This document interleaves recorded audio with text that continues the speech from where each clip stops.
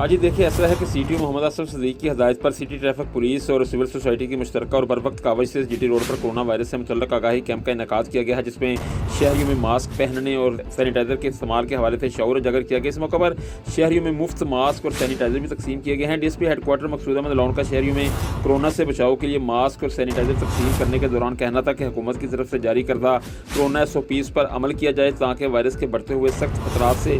بچا جا سکے۔ D S P headquarter Maqsood Lone کا مزید کہنا تھا کہ سڑکوں پر آنے والے موٹر سائیکل سوار اور دیگر گاڑیوں میں سفر کرنے والے مسافروں کے لیے ضروری ہے کہ وہ سماجی فاصلہ ہر صورت برقرار رکھیں۔ ٹریفک کیمپ میں ٹریفک ایجوکیشن ونگ کی انچارج انسپکٹر صبا کوثر، ٹریفک ایجوکیشن آفیسر سمیہ احسان مرزا، یاسر سرفراز بنڈر، سول سوسائٹی اور شہریوں کی کثیر تعداد نے شرکت کی۔ کورونا آگاہی کے حوالے سے سٹی ٹریفک پولیس کی کاوش کو شہریوں نے بھرپور خراج تحسین پیش کیا ہے۔